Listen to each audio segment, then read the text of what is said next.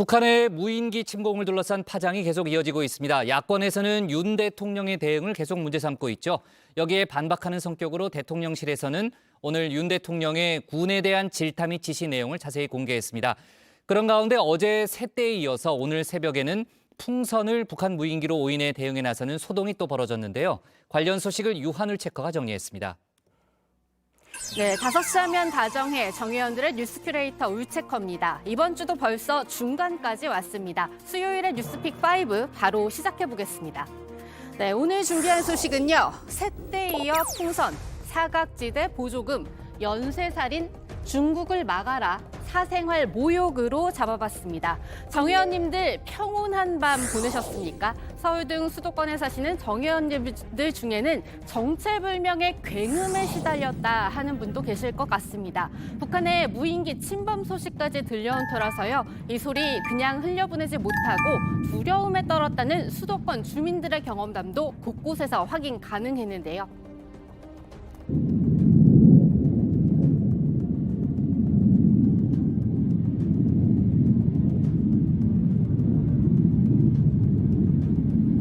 네, 알고 보니 이 굉음은 우리 군 전투기가 비행하면서 내뿜은 굉음이었습니다. 합참 설명에 따르면 오늘 새벽 서부 전방 지역에서 정체불명의 항적이 포착됐는데요. 우리 군이 북한 무인기로 추정하고 전투기를 출동시킨 겁니다. 하지만 코앞까지 날아가 확인한 그 물체, 무인기가 아니었습니다. 네, 합참 관계자는 풍선으로 보이는 물체가 레이더에 붙잡혔다고 했습니다. 어제는 새떼를 무인기로 착각했고 오늘 새벽에는 풍선 때문에 전투기가 출격한 겁니다. 대응은 신속했지만 결과적으로 이틀 연속 오판을 한 겁니다. 네, 어제 다정의 방송 중에 전해드렸지만요. 무인기 보고 놀란 가슴, 새때에 이어 오늘은 풍선을 보고 놀란 셈입니다. 그도 그럴 것이 북한 무인기 5대를 발견하고도 격추하지 못해서 대국민 사과까지 한 우리 군입니다. 앞서 윤 대통령이 이종석 국방부 장관을 질책했다고도 하는데요. 우리 군은 이를 탐지 추적하였으나 격추시키지 못하였다는 점에 송구하게 생각합니다. 정찰용 소형 무연기는 3m급 이하의 작은 크기로 현재 우리 군의 탐지 타격 능력으로는 격추에 어려움이 있었습니다. 결과적으로 군의 대비 태세가 부족했던 점으로 인해 국민 여러분께 많은 심려를 끼쳐드렸습니다. 네, 그동안 도대체 뭐를 한 건가 이렇게 말하면서 기강회의와 훈련 부족을 매우 강하게 질책했다고 대통령실 고위 관계자는 전했습니다. 하지만 민주당은 윤 대통령의 상황 인식에 문제가 있다고 계속해서 비판하고 있죠. 광주에 내려가 지도부 회의를 주재한 이재명 대표도 이 부분을 직접 꼬집었습니다. 정말 안방여포 아니냐 하는 생각이 듭니다. 국가의 안보를 책임지고 있는 대통령 태도가 심각성을 전혀 인식하지 못하고 있는 거 아닌가 하는 생각을 하게 합니다. 국방안보 태세가 매우 부실하고 또 기민하지 못하고 매우 무능하다라는 점을 보여주었는데 대우각성하기를 촉구합니다. 네, 민주당에서 제일 날을 세워서 공격하는 부분 바로 국가안전보장회의 NSC 긴급 소집이 없었다는 점입니다. 대통령실 고위 관계자는 이 부분에 대해서도 오늘 추가로 반박했는데요. NSC를 열 상황도 아니었고 열 필요도 없었다고 했습니다. 대통령의 지시사항은 김성환 국가안보실장이 수시로 받고 있었고 필요할 경우 국방장관을 통해 합참에도 전달하는 긴박한 상황이 진행됐다는 겁니다. 이 NSC 소집이 꼭 있어야 했느냐를 두고는 전문가들의 의견도 엇갈리는데요. 그런 가운데 대통령실의 설명, 앞뒤가 안 맞는다는 지적이 나옵니다. 오히려 이 부분에 대해서 아까 말씀드린 것처럼 엄청나게 안보 공포를 자극하지 않는 범위 내에서 팩트를 정확하게 말하고 우리가 대비하되 그러나 이것을 전반적인 한반도의 위기를 고조시키는 방향으로 가지 않는 것은 다행입니다. 네네. 그렇게 접근했더라면 NSC 안 하는 게 오히려 맞다고 봐요, 저는. 네네. 그러나 실제로 이걸 엄청난 일로 얘기하고 대비가 안 됐다고 얘기하고 위기로 얘기하면서 네. NSC를 안 하는 건 말이 안 되는 거죠. 대통령실은 이와 함께 윤 대통령의 지시사항도 뒤늦게 공개했습니다. 국군이 보유한 무인기를 동원해서 상응하는 조치를 하라는 지시였다고 하는데요. 북한의 포 사격 도발대와 마찬가지로 일회성 원칙을 적용해서 무인기 북한이 한 대 내려보냈으니까 우리는 두세 대를 올려보낼 수 있도록 하라는 겁니다. 이 대응이 적절한가를 두고도 이야기는 나오고 있는데요. 북한 입장에서 허를 찌른다는 것도 있고요. 예. 그런 면에서는 상대방이 가장 아파할 수 있는 걸 똑같은 방법으로 하는 것도 있지만은 지금 우리는 생각을 하는 게 과거에 북한이 가장 이제 아파했던 것이 전단이나 대북 확성기 방송 아닙니까?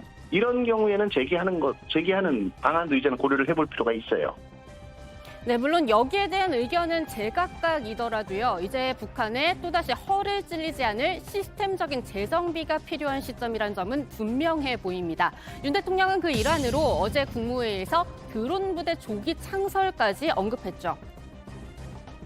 저희는 북한의 주요 군사 시설을 감시 정찰할 드론 부대 창설을 계획하고 있었습니다만은 어제 그 사건을 계기로 해서 드론 부대 설치를 최대한 앞당기겠습니다. 그리고 최첨단으로 드론을 스텔스화해서 감시 정찰력을 강화할 것입니다.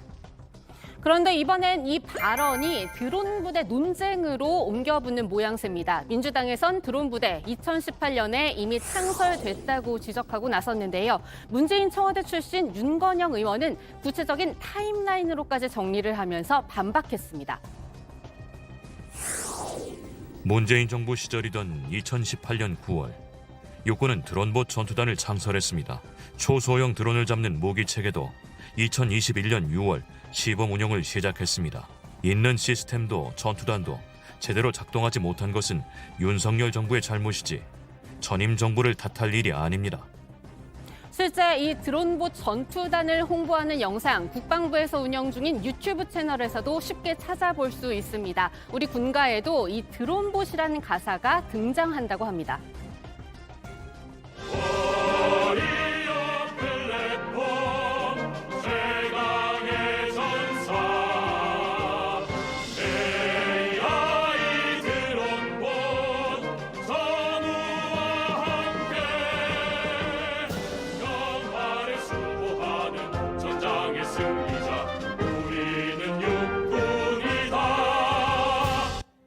네, 논란이 커지자 합참은 이번 드론 부대 창설, 기존 드론봇 전투단을 확대 개편하는 것에 더해 새로운 부대를 창설하는 구상이라고 설명했습니다. 이 정치권의 갑론을박으로 남기보다는 생산적인 논의 그리고 결과로 이어져야 하겠습니다.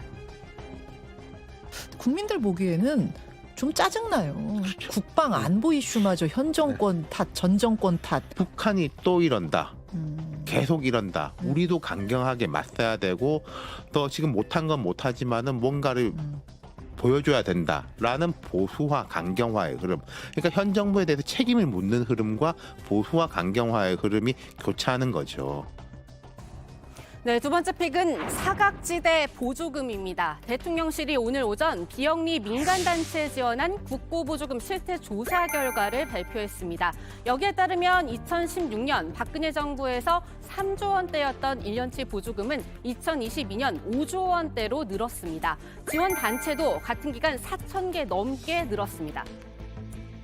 지난 몇 년간 민간단체에 대한 국가 보조금이 급격하게 늘어났지만 정부의 관리는 미흡했고 그간 그 회계 사용처를 제대로 들여다본 적이 있는지 의문입니다. 공적인 목표가 아닌 사적 이익을 위해 국가 보조금을 취하는 행태가 있다면 이는 묵과할 수 없는 행위입니다. 네, 대통령실은 이번 조사의 시작으로 정의기억연대 사례를 들었습니다. 그 뒤로도 지난 국정감사에서 민간단체 보조금에 대해 많은 문제점이 지적됐다는 점 역시 언급했는데요. 그런데도 정작 이 늘어난 지원 규모에 비해 적발된 건수가 미미하다는 점을 의심하고 있습니다. 전체 7년간 지원 규모가 30조 원이 넘는데도 불구하고 적발 건수가 153건, 환수 금액이 34억 원이라는 것은 보조금 사업이 전혀 관리가 되지 않았던 것이 아닌가 그렇게 생각합니다. 최근 문제가 된 세월호 지원금의 경우 전액 안산시를 통해 집행되어 종북 내용의 세미나 개최, 가족 펜션 여행 등 사업 목적과 무관한 곳에 사용되었으나 부처는 이를 파악하지 못하고 있습니다. 그래서 당장 내년 상반기까지 부처별로 전면 자체 감사를 실시할 계획입니다. 이 과정에서 공무원의 부적절한 행위가 있었는지도 들여다본다는 계획입니다. 그리고 단순히 문제를 잡아내는 데서 그쳐서는 안 되겠죠. 보조금 관리 체계를 개선하고 보조금 관리 규정을 보완하는 일도 추진하기로 했습니다. 이 시민단체들은 취지에는 공감합니다. 다만 단체 길들이기 수단이 될까 우려하는 목소리도 나오고 있습니다. 네, 오늘의 세 번째 픽은 연쇄살인입니다. 경기도 파주시의 한 아파트에서 택시기사를 살해하고 옥장에 시신을 숨겼다가 붙잡혔죠. 이 30대 남성 A씨가 오늘 영장실질심사에 출석했습니다. 택시기사 살해는 계획하신 건가요? 추가 범행은 없나요? 전 여자친구를 왜 살해하신 거예요? 택시기사를 살해한 동기는 금품 맞나요? 저는 어디에 숨었어요?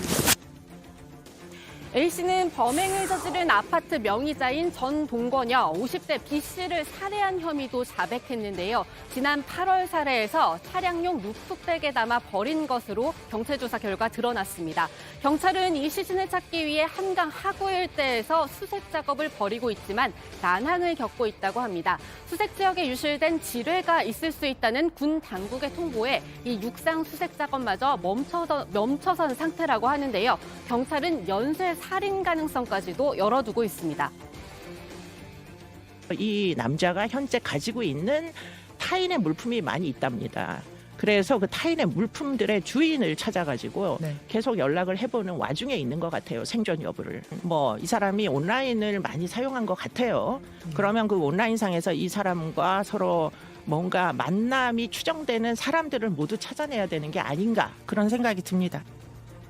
네, 다음 픽은 중국을 막아랍니다. 3년 만에 위드 코로나로 전환한 중국입니다. 그와 맞물려 코로나 확진자도 폭증하고 있는데요. 우리나라를 비롯한 주변 국가들이 비상입니다. 중국발 코로나 확산을 막아야 하기 때문이죠. 우리 방역 당국은 우선 지난 16일부터 중국을 표적 검역국으로 지정했습니다. 이 중국에서 입국하는 사람들의 발열 기준을 37.3도로 0.2도 낮췄고요. 또 중국에서 입국하는 확진자를 대상으로 유전자 분석도 모두 시행합니다. 하지만 일본 등은 중국발 입국자에 대한 조치를 더해가고 있는데요. 우리 당국도 오는 금요일 추가 방역 대책을 발표할 계획입니다. 저희가 정부 안에서 관련되는 대책을 다각도로 이제 검토 중에 있습니다.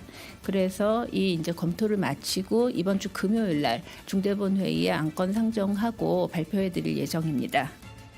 네, 여기에는 감기약 수급 대책도 들어갑니다. 최근 인근 국가에서 이 감기약을 사재기하는 중국인들이 늘고 있기 때문인데요. 실제 경기 하남시에서 한 중국인이 감기약을 600만 원어치나 싹쓸이했다는 소식도 들어와 있습니다. 네, 오늘의 마지막 픽은 사생활 모욕입니다. 대법원이 가수 겸 배우 수지에게 악플을 단 A씨에게 무죄를 선고한 원심 판결을 깨고 2심으로 돌려보냈습니다. A씨는 2015년 수지가 출연한 영화 관련 기사에 악플을 단 혐의로 고소당했는데요. 대법원이 이 악플 중에서도 성적 대상화를 하는 모멸적인 댓글에 대해 모욕죄가 성립된다고 본 겁니다.